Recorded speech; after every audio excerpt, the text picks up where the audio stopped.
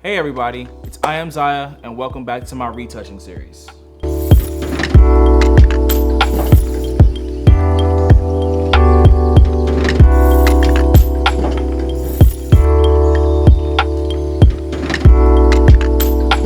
So today we're going over the power of curves. What are curves? Are they necessary?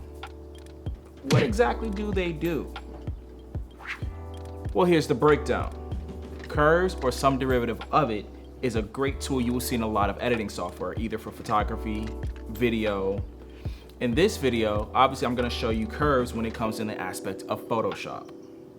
This same situation can still be used if you're using other Adobe software like Illustrator, InDesign, or even Premiere or After Effects. All the same concept. Now, are curves necessary? This is something I was asking myself a lot when I first started messing with curves, simply because I didn't have anybody to teach me.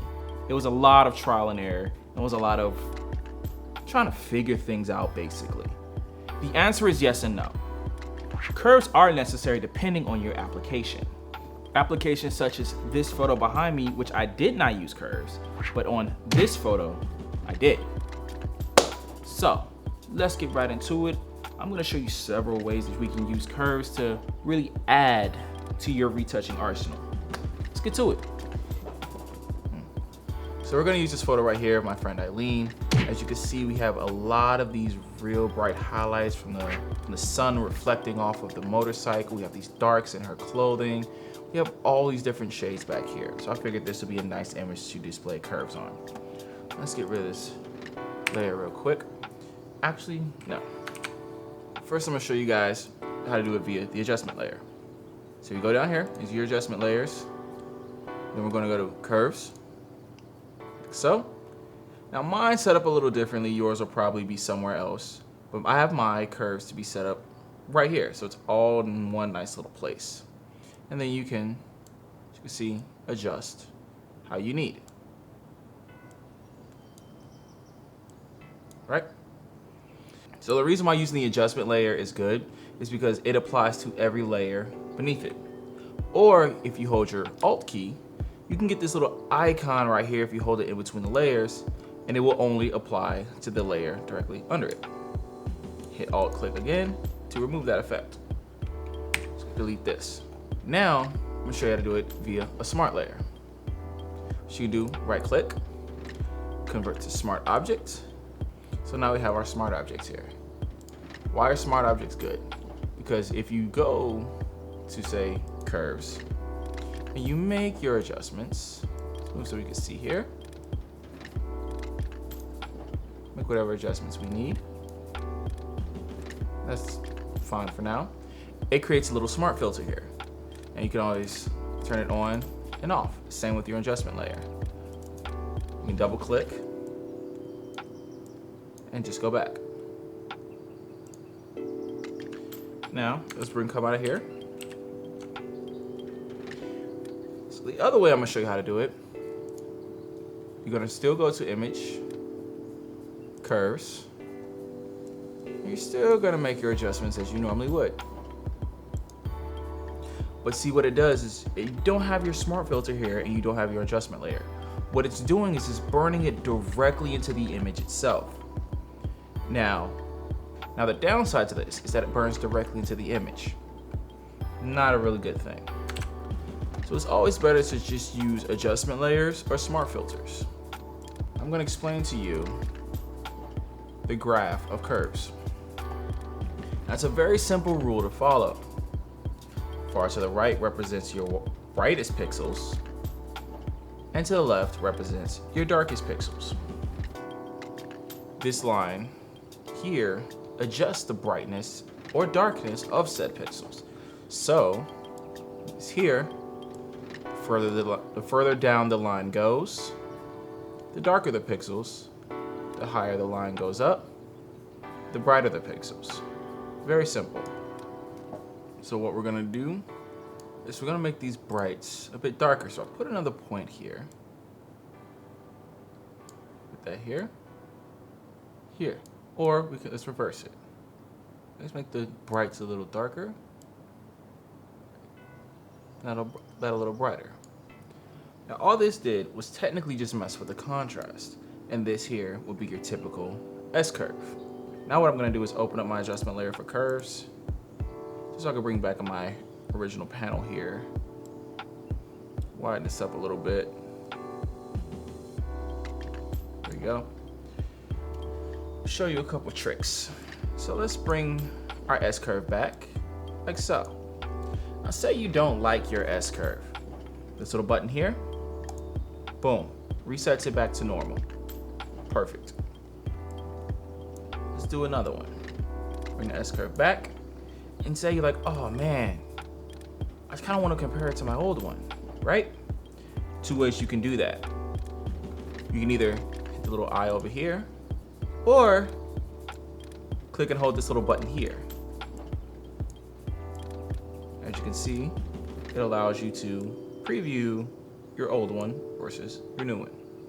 And let's reset this. So let's get a little deeper into curves. Let's talk about inputs and outputs.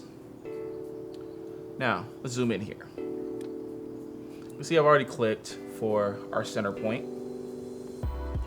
Now, your input is represented by your x-axis. Your output is represented by your y-axis. Here, you're looking at absolute 0 or absolute black. At the very end, 255, which is absolute white. Now, when I move this, you see how the input changes. When the input gets closer to 255, you see it gets darker. Let's go back to 128. Now let's move the output. Let's increase our output. Now if you increase your output, as you can see, it gets brighter. It gets brighter. Then if you decrease it, it gets darker.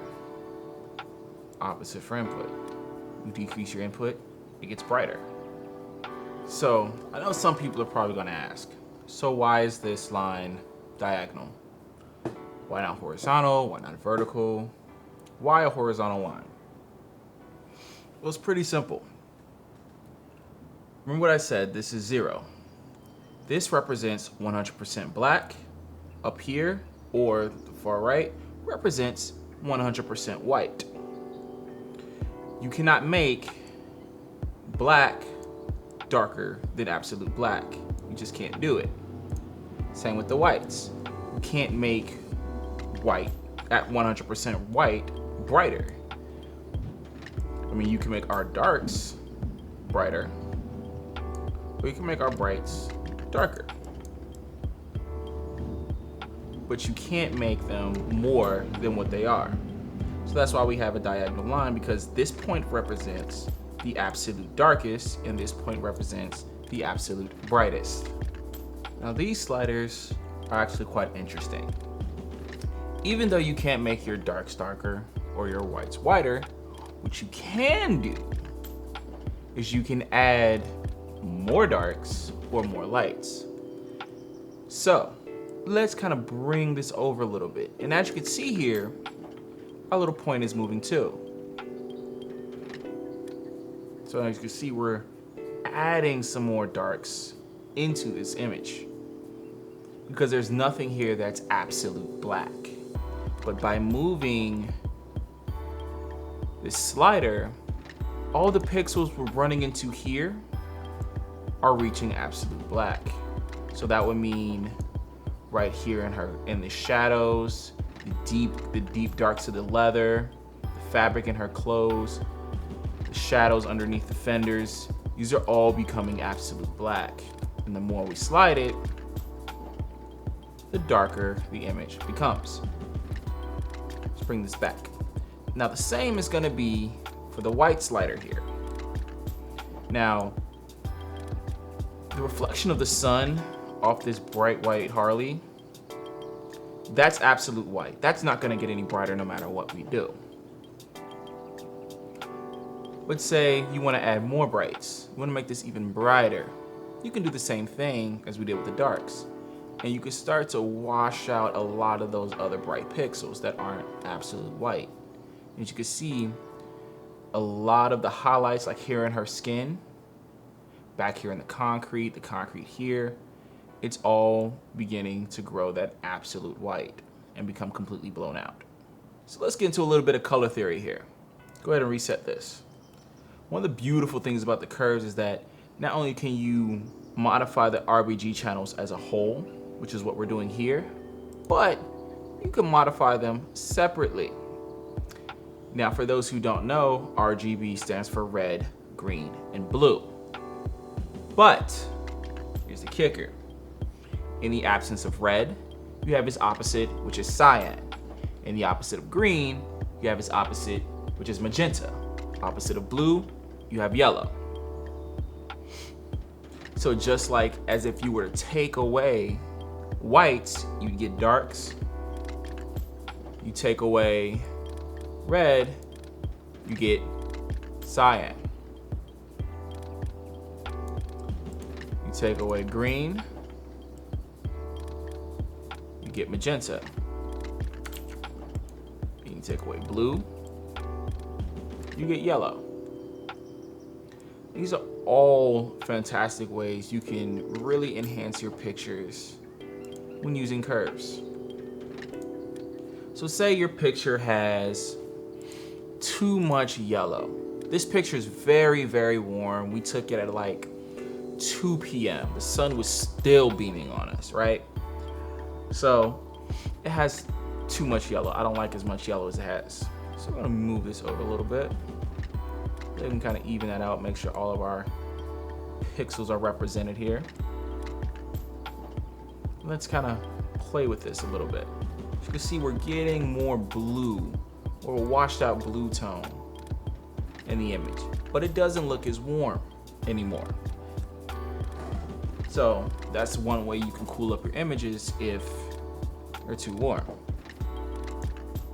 Now say your image is too cool.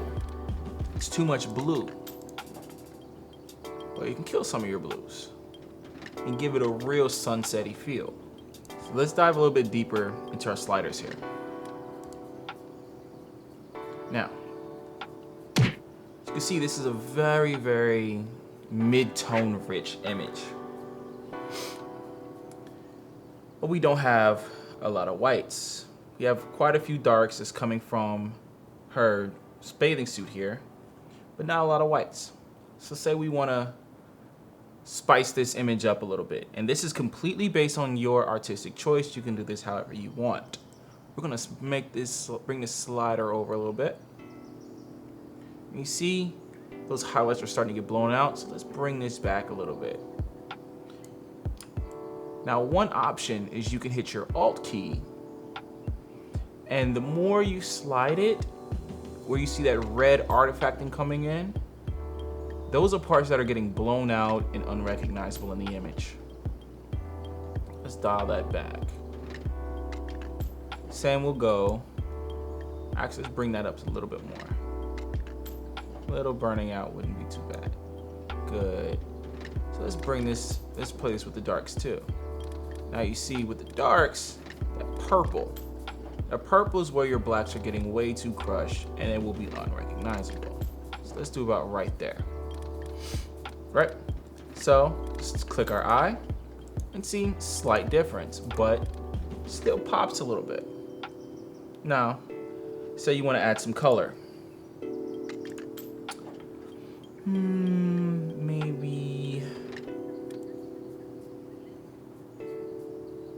yeah, bring in that little bit of green here.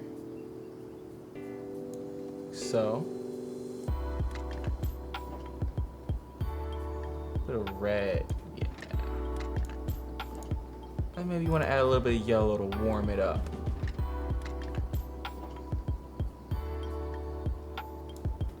Maybe you could even slide this over.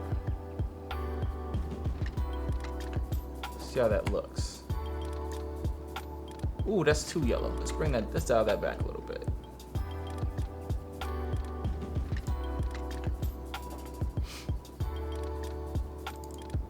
Bring that in. And yellow in. Like so. Let's bring in our whites back in.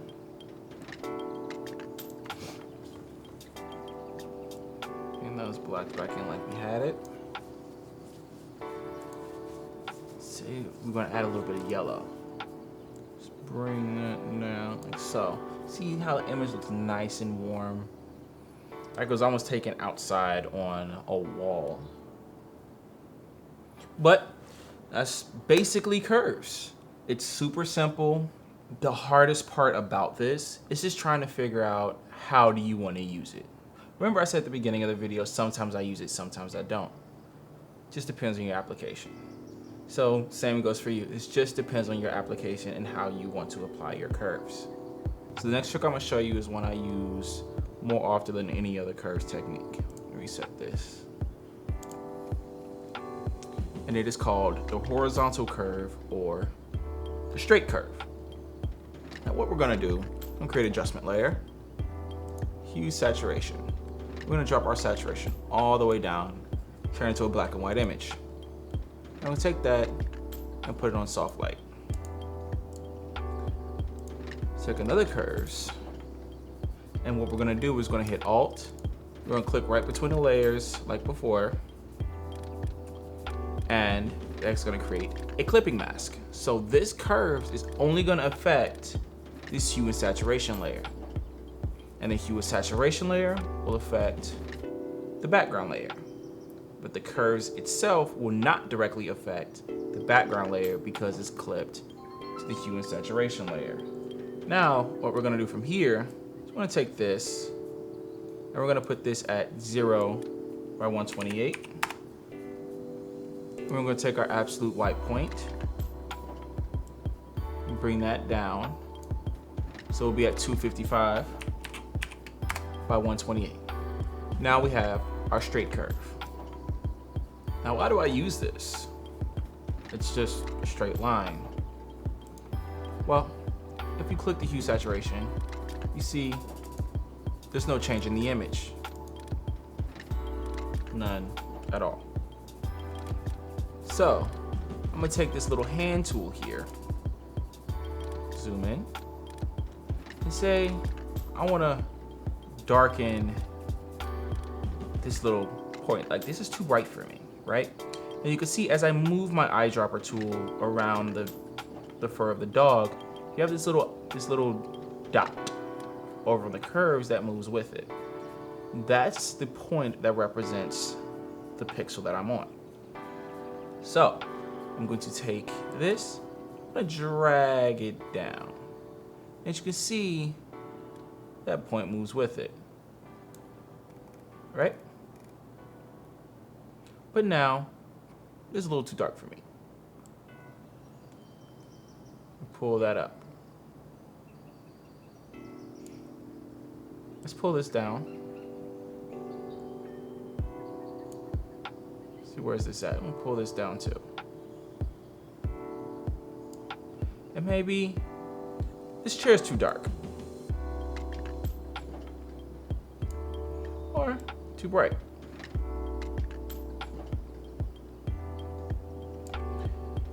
The power of the horizontal curves allows you to augment the brightness or the darkness separately from each part of your image. So if one part's too bright and you really don't want it to affect another, the horizontal curve will allow you to clip that part of the image and just adjust those within the same range. Simple, but very effective. So like I said before, curves isn't really necessary in all applications, but for those of you who do use curves, I hope this does help you out. For those of you who didn't know anything about curves, I hope this helps you out. I hope that showing you the power of the horizontal curve and what it can do in its workflow and how easy it is to work with, I hope that helps you out as well. With that, I hope to see you in the next episode. Peace.